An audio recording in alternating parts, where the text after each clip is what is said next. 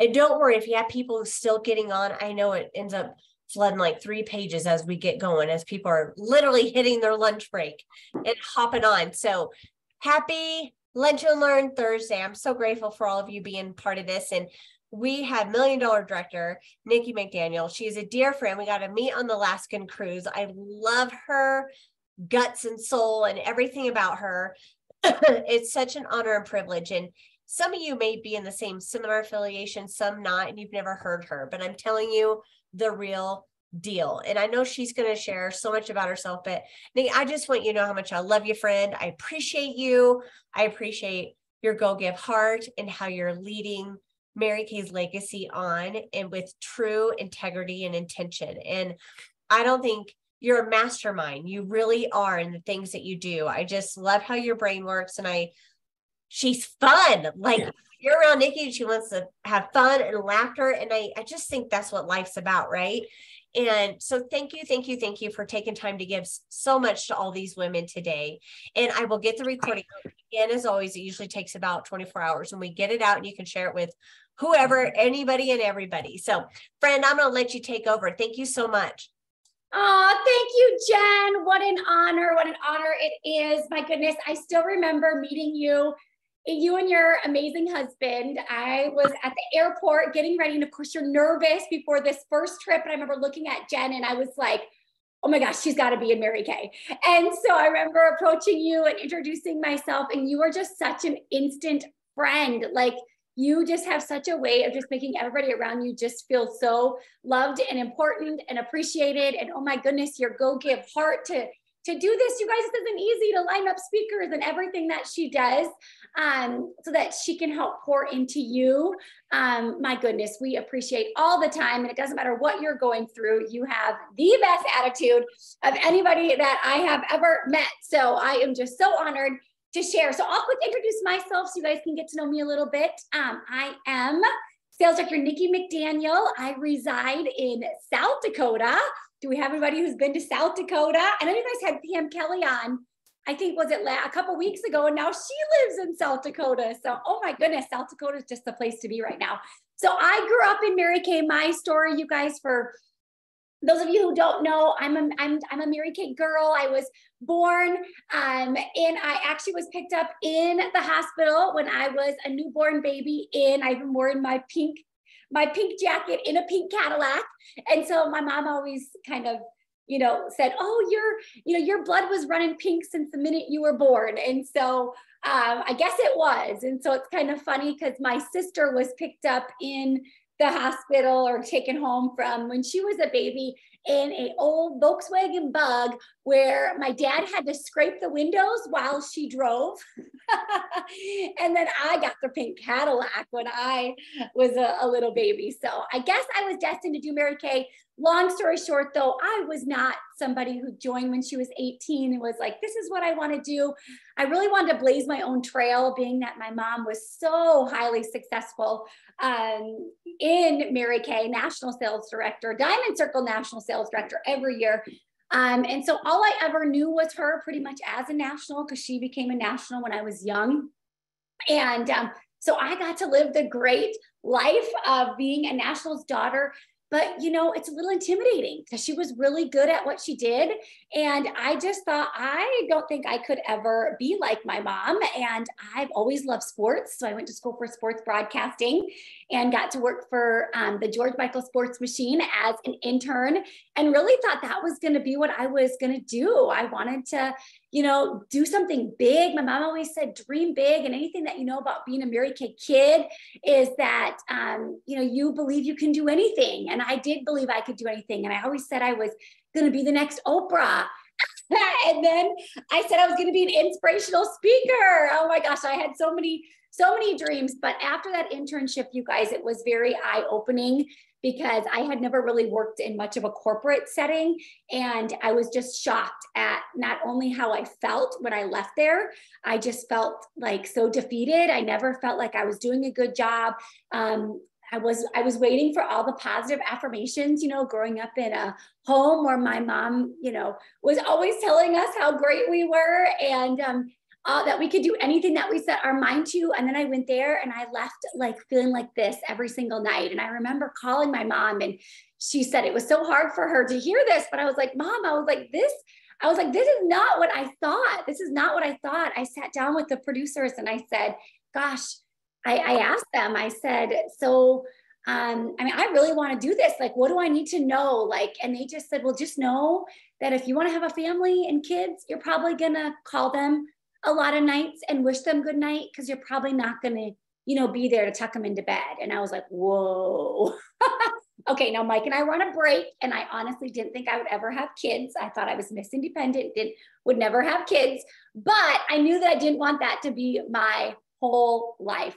And when he looked at me and said that he kisses his kids goodnight over the phone, I was like, oh boy, I don't know what I'm getting into. So that's kind of my journey, you guys. And so I did the internship, and then I came home, and my mom was very smart, and she invited me to come to Mary Kay seminar, which we know is the place to be. And I've been there so many times as a kid, but this time I went, and I didn't want to admit it, but I went with an open heart. Like, maybe I could do this. Maybe I could do this. And so I went, and I remember sitting there and, seeing all the different sizes and all the different people from all different backgrounds and all different ages and all different personalities. And I remember thinking, wow, if they can do it, I can do it. But I was scared that everybody would compare me to my mom, and my mom just assured me, Nikki, you get to just be you. You have gifts and talents that I don't have, and I have gifts and talents different than yours, but God made you to be you, and you're going to shine in that light, and don't ever feel like you're going to be in my light. And I'm just so grateful that she told me that, you guys. And so I went to that seminar, and then I came home, and then I left the computer 3 times because I was so nervous. I kept saying I needed a drink, and I had to go to the bathroom. And my mom's like, oh my gosh, just sign the agreement. But I tell you, once I clicked that submit button, I was all in. I'm an all in girl. And so that's kind of leading into what I want to talk about, because, I'm somebody who I take the word commitment to heart. And so as I was trying to think about what I wanted to talk about today, it was kind of cool because I was thinking about the word commitment and talking a little about commitment. But then I also thought, one of my gifts is being a finisher. 90% of people are great starters, but only 10% are great finishers. And so I was like, okay, that's going to be my topic. It's going to be both committed finisher. How do you become a committed finisher? And so that's what I am going to talk about today. And I will tell you, as soon as I clicked that submit, I was committed. I knew that I wanted to do Mary Kay, and I wanted to do it full out. I knew it wasn't going to be easy. I knew there was going to be setbacks. I had watched it with my mom. But the thing about a Mary Kay kid is that I never, ever have doubted this company. I've never doubted if it works. I've never doubted if you can make money at it. I've never doubted, can I really make a difference? Am I really making a difference? Because I saw it with my mom. I mean, I learned the bounce back ability. I was a national champion runner, and I would love to say it's because I was so naturally talented, but I was not. But I was a committed runner, and I say committed day in and day out. And I have always had a really strong work ethic, and I've learned that from my parents. And so I am here to tell you, you guys, that I truly believe that commitment shines over anything, over talent, natural ability, all of that thing. It's really commitment. And so let's start there. Okay, I wrote down most people fail. This might be good to write down. Most people fail not because of lack of desire, but because of lack of commitment. So how many of you have ever been interested in a goal? It's like, okay, I'm interested, but I don't know that I'm committed, because there is a big difference between being interested and committed. And I truly believe that the road less traveled is commitment, right? Because it's not always easy. And so I was chatting with one of my consultants a few days ago, and I asked her what her word for the year was going to be. And she said commitment. And I thought, I love that word. So I looked up the definition, and the definition is the act of binding yourself intellectually or emotionally to a course of, and I capitalized, action. Action. So did you hear the key word? The key word in commitment is action. It takes action. Commitment is a willingness to give your time and energy to something, and it's a promise and firm decision to yourself. Not a firm decision to somebody else, but it's a firm decision to yourself. It's a promise to me, like I am doing this. It's not a decision that changes by the day, or it's not something that changes when times get tough or you go through some life, right? We all go through some life, right? No, it's a full out level 10 commitment. I wrote down, this was my definition. It's simply making a decision and then continuing to make that decision over and over again, despite how I feel, despite if I'm seeing results, despite if I'm having personal things going on, despite if I'm having obstacles, despite what other people think, despite everything. So it implies making a decision, setting your sights on your destination, and then stepping on the gas. So something that I thought about is, okay, when I was thinking, all right, let's think about commitment. A lot of us are moms on here, right? Some of you are mom. Okay, you can relate to this. Okay, so think about that time. Okay, you're having the baby, all right? And so they tell you, to start pushing. And so you start pushing, and you are so dang committed. You are level 10 committed. Like, I am getting this baby out no matter what. You're not looking back. You're not thinking about how much it hurt, how much the labor hurt. All you're thinking about is getting that baby out. You're not saying, oh, I want to stop. Hold on. I just want to stop pushing and I want to go back to, to labor. No, all you can think about, that is level 10 commitment. Just like, oh, I am getting this baby out. That's like the best way that I can think about it. And then I also thought about getting married. So, okay, so you're getting ready. It's your wedding day, and you look over at your husband and you say, hey, hopefully you ask him before the wedding day, but this is just my scenario. And you say, hey, how committed are you to making this marriage work? And he says, I'm a 9. He's so slapped it up. What in the world? You're a 9? No, I am not walking down the aisle with you. We are not getting married. No. So the whole point is, you guys, if you're not level 10 committed, are you really committed at all? That's my question. Are you really committed at all? We hear consultants say it all the time, and I'm just like, I want to pull my hair out. But when they say, I say, okay, we're doing like an event tonight, and I'm talking to one of my consultants this morning. I'm going to try to get some guests on. Okay. When they say try, we know that is not commitment, right? Come on. Try is the convenience. If it works out, maybe, if I have time today, I'll invite some people. That's not committed, right? I'll do my best. How would you like to be going into surgery, brain surgery, and your doctor says right before surgery, I'm going to do my best, to work, to get this tumor out or whatever? I mean, you would be like, are you kidding me? You're going to do your best? Or what if you were on an airplane and I just on an airplane, so I was thinking about this, and the pilot comes on and says, all right, we are getting ready for landing. Put your seats forward, or whatever they say, your tray tables forward, whatever. And I am going to do my best to get us on the ground safely. We laugh, but how often do we do that with our own commitment? So I put, we are interested. Okay. So this is, let's be real. We are interested when we say one thing and we do another. We are interested when we always kind of have one foot in the door, one foot out the door. We are just interested if we can't really look somebody in the eye and tell them that we're going to do something. We're interested when we're just kind of simply going through the motions. Here's a big one. We're interested when we allow the external environment to dictate what we do, right? We've done that before. We've been guilty of that. When we don't really know what we want, we're interested. When we kind of succumb to peer pressure, meaning let's say a friend wants to go to lunch and and you're not really committed with your goals, or you say you are, but you're really not. So you're like, sure, I'll go to lunch instead of make booking calls, right? We lose our conviction and we follow the path of least resistance. We try, okay? We are committed when our motto is not if, but when. We acknowledge the fear and we do it anyway. Our actions match our words. We are driven by the vision of our desired results. We can look someone in the eye and we can say, yes, I will do it.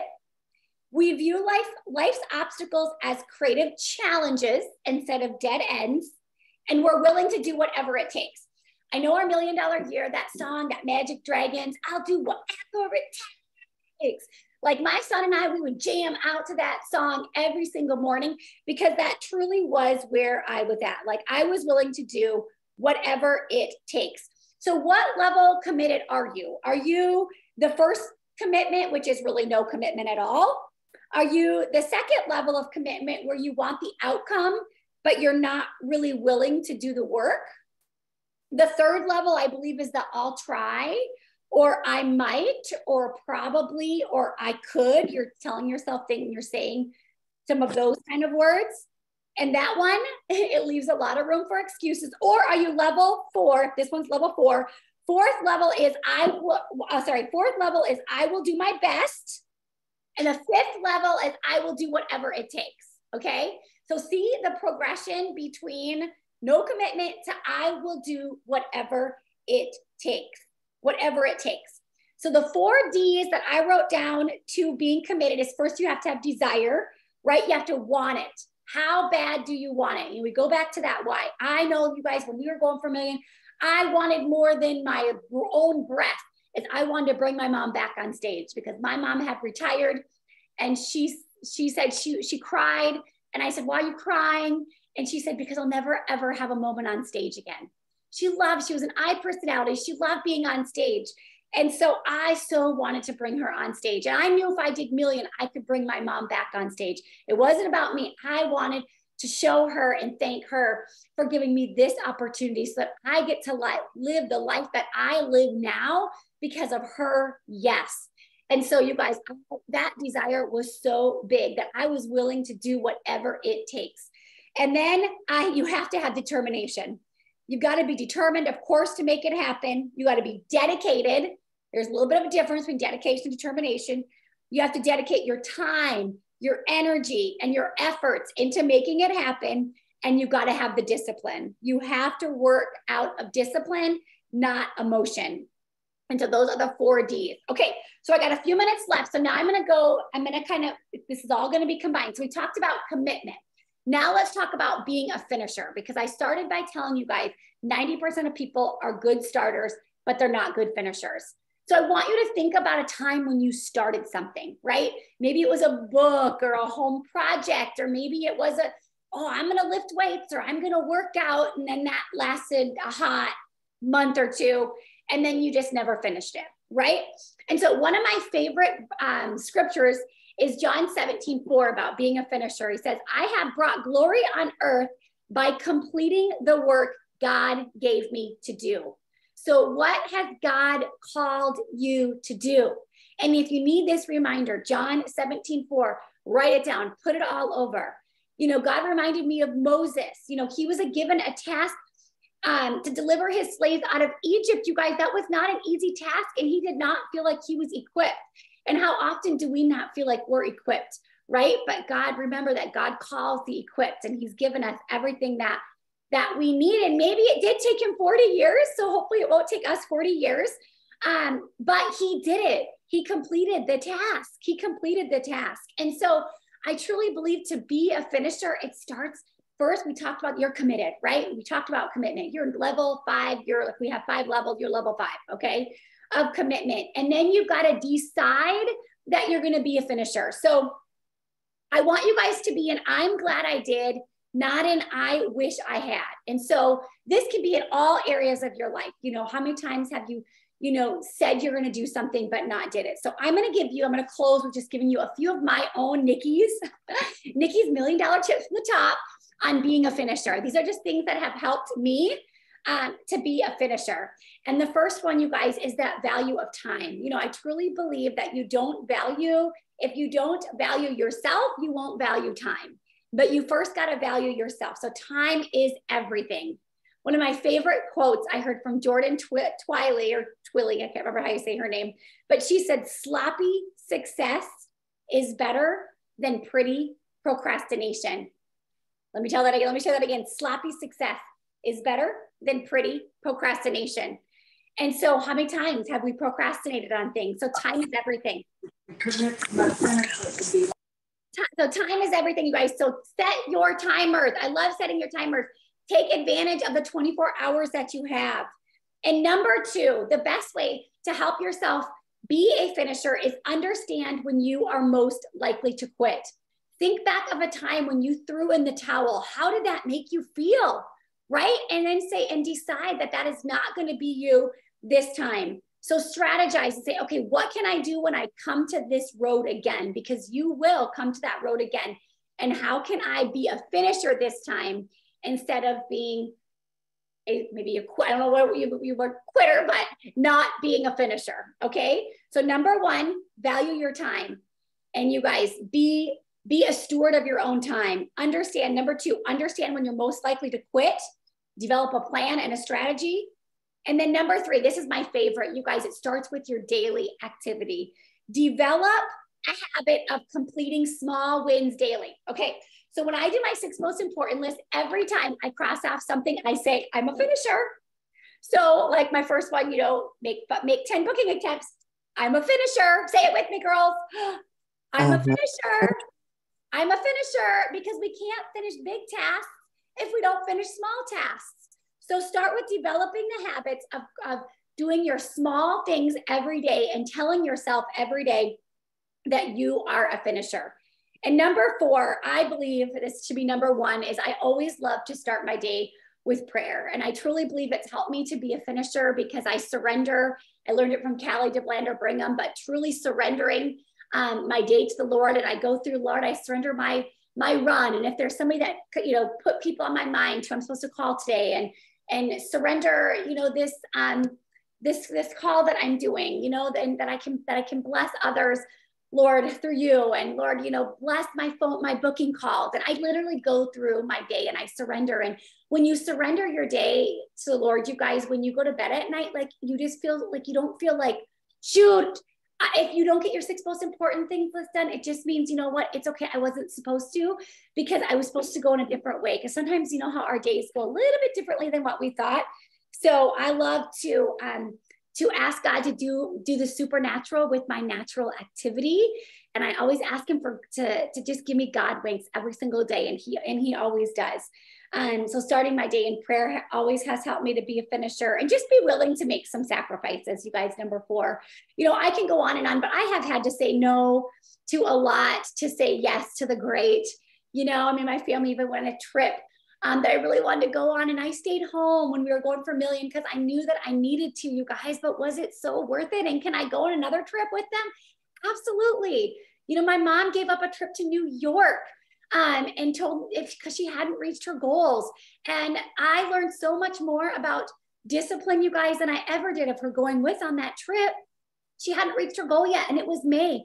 And we came back, and it was like the first week of June, and she had reached her goal. And so just know that it's okay sometimes to make those short-term sacrifices. My mom always says, give up a day on the beach so that you'll one day own the beach. And I believe in that because my mom does live on the beach today. And I'm not saying to give up things, keep your priorities in order, you guys, but you can't say yes to all the fun and all the great. Because if you do that, you'll never have enough focus time to get what you want done. And always keep the vision in front of you, you guys. I hope you have a goal poster. I love to listen to Carrie Underwood's Champion song and close my eyes and visualize my goals. And, vision is everything, you guys. I heard Barbara Senden say, you can live in the truth, or you can live in your vision. The truth is what's going on outside of us, but the vision that's what gets us places. It's not the truth. It's not what we see right now. It's what we see in our mind, right? Because what we believe, right, happens, right? And what we see. So making sure that you take that time. I know you guys know this, and then be mindful of your limiting beliefs. You know, I always say, get out of here, baby. You know, if I have a limiting belief, you know, just remember those limiting beliefs, you guys, they're never, ever, they're always going to be a weight on your back. And so just always think about every time you say, oh, you say limiting belief, I don't have what it takes. I don't have enough time. My kids are too young. You know, every time that's a brick, you know, and if you take a backpack and you put a brick, eventually you can barely even walk around, you guys, because you're walking with all of these limiting beliefs. So you got to stop those. Stop those and remember who God says you are, because you are enough. Tell everybody about your goals. We talk about this all the time, but especially when you're far away, it's hard to tell everybody about your goals. I went to every party and said, I'm going to be the first $1 million director in South Dakota, and I'm going to bring my mom back on stage. I mean, they all knew my goal. They all knew why. I looked at the scoreboard. I looked at the truth, and the truth said nothing about million, right? But you got to live in that vision. And so I'd close my eyes when things wouldn't go bad, or I'd have a rough day, or a lot of days I just felt like I was swimming all by myself. I'm like, where are my people? But I would close my eyes and I'd visualize them saying, please welcome to the stage, Nikki McDaniel, with her mom, National Sales Director Emeritus, Diet Under. You guys, that got me out of any funk, because I chose to live in my vision and not my truth. Remember, avoid negative people, avoid anybody who's going to let you off the hook. And one of my last tips is do more. You know, sometimes we have to be willing to change some things and do more. So if you're doing the same thing every day and it's not working, maybe do more of it. You know, everything that we do is a numbers game, or maybe switch some things up. You know, we got to get comfortable being uncomfortable. That's my favorite quote that I have all over my house. And remember to ask yourself empowering questions every day. What am I proud of? Whose life did I make a difference of? What can I do differently tomorrow to get different results? And my last one, I know I talk fast. And my last one, refuse to never give up. You know, I truly believe that commitment is a choice. I believe being a finisher is a choice. And so I pray that this year, you all who are on here and everybody who watches, I hope that you all are making a decision, because it is a decision, that you are going to not throw in the towel when times get tough, that you are not going to give up, that you are not going to be part of that statistic of starting something but not finishing. But this is going to be your year to be a committed finisher. So will you do it with me? Will you be a committed finisher with me? God bless you guys. Thank you so much for being on today. And I hope I blessed you over your lunch hour. Oh my gosh, that was amazing. I hope you all got just as much as I did from that. And I think it's something we all need to hear, especially in January. I know. We have time. I don't care if you just signed your agreement. I don't care where your stats are per se, or that scoreboard. A decision is made, then anything can change. So does anybody have any questions or anything you need to ask, or I don't know, maybe affirm, Nikki, that your takeaway was? I never want to leave that. I know sometimes people do, but I feel like what you share with, I mean, I don't have questions. I just know what I got to do is get to work, right, friends? We all know what we got to do. We all know this stuff, but I just think, we can never be reminded enough. No, and I think that's it. Sometimes we get so caught up in not finishing our goals because we're women and we give in to everybody else's needs and wants and desires and what they think and their opinions versus what is relevant to us and our family and our desires. So Nikki, thank you, thank you, thank you. Oh, I see everyone saying thank you in the chat. Thank you so much for your time on this beautiful lunch and learn. I know everyone's wrapping up this month. Fantastic. Mary Kay gave us a gift of early releasing some products. So get out to your team members, customers, and have the most amazing January. Break your own belief barriers this month. That's what it's about. And Nikki, thank you, friend. And I'll get this recording out to everybody. And I deeply appreciate you, girlfriend. Oh, you're welcome. God bless you guys. Make today great. Bye, everybody. Bye, ladies. Have an amazing day. Thank you, Nikki.